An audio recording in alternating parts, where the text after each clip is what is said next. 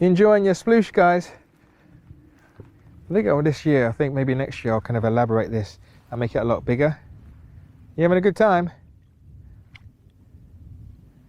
You come and say hello. Sadly, these guys are before the freezer, that's why I haven't given them any names.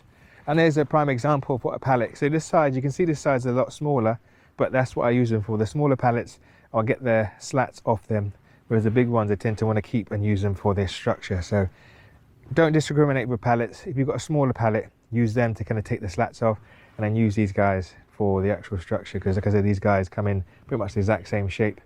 To put a slat down, there's a little gap. It's like a rabbit hole, that one.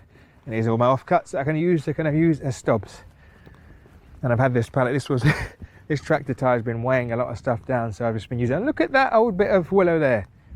I've wrapped this around. I remember planting this year, and look, you see it's bouncing back. Lots of lanolin from the wall around there to kind of stop the rabbits doing their thing. So I'm happy. So we're almost finished, guys, but let me just show you around quickly, just to tell you what plants I have in here. There's not many. I think there's only like 4 different types, and 2 of one type.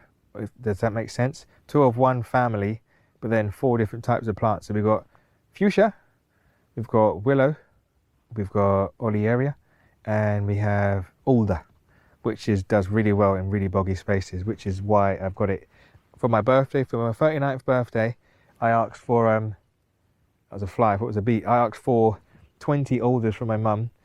The fly's going around me. For 20. Was it a fly though? Yeah, it's a blue bottle. That did look good. It was a sign of death or something stinky. Blue bottles, isn't it?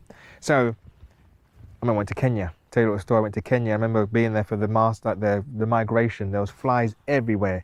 Blue bottles. You're just waving. It looks like you're waving at everyone.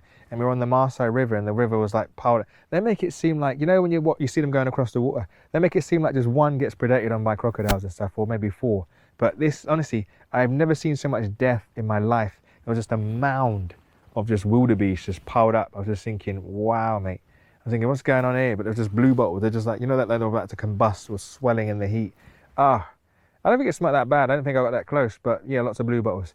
Anyways, let me switch you around, get distracted talking about my adventures, but lots of alders here. These guys will bounce up and look pretty and look big, and they're nitrogen fixers, so they're going to feed all the plants around. So I'm going to try and get more alders in this space. And I think I've got some goat willow too here. So goat willow and crack willow, a bit of red willow. I would love to get some more red willow down here, and a bit of curly willow. But the best olearias I remember I said about Olearia traversii and Dartonii I've got down here.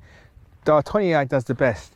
And there's a bunch over there which we can see. We'll go over there just now so you can see. But remember I said there's one in his creature hotel, but these guys are the best looking ones. I almost forgot, peeps.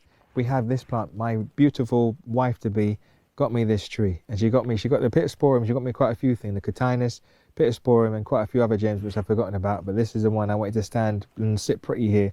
It's a Ginko Biloba. And yes, right now it's just sticks. It's just a stick. It just looks like a stick, but can take windy conditions. It survived. It held its leaves during the storms and stuff, and it's quite low right now. And it's kind of, like I said, it just needs for more trees to grow. But a lovely plant. And once this gets massive, you know, it gets that lovely kind of, almost like kind of wedding cake type kind of layers that it gets.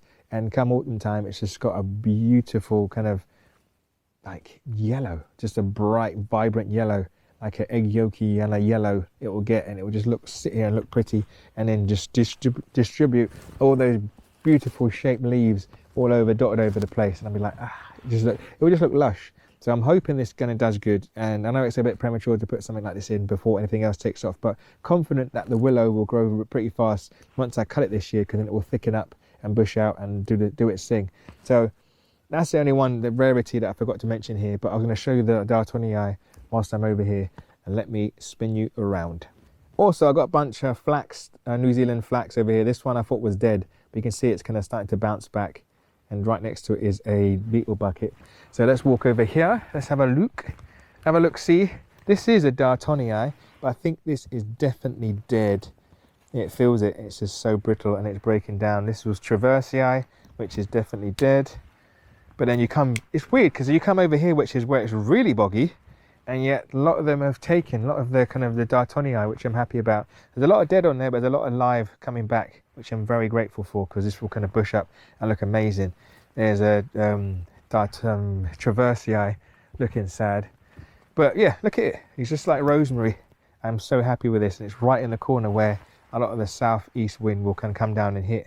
But good thing for windbreaks.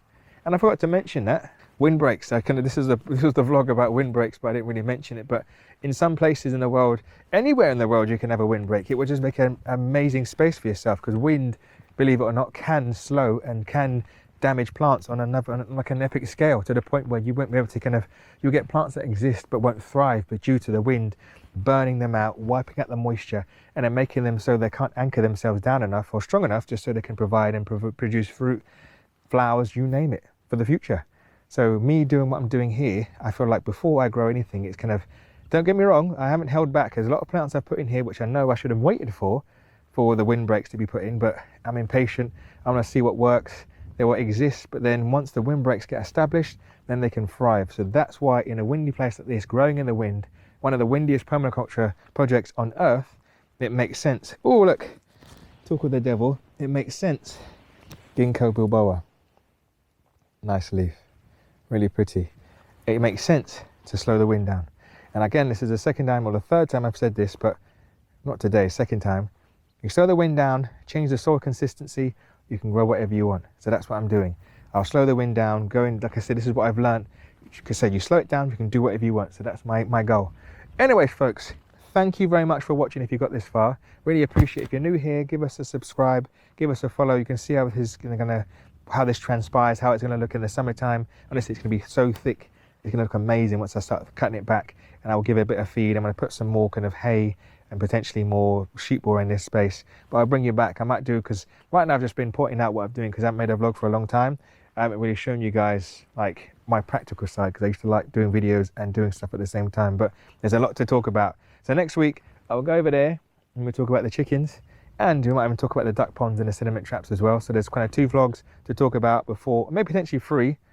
Let's make it 4, because there's other things in my mind, but I can't remember them. Be a little surprise. And then we can start doing some practical stuff for you guys. Anyways, peace and hugs from me. And if I can grow it here, we can grow it anywhere. And I'll see you in the next one.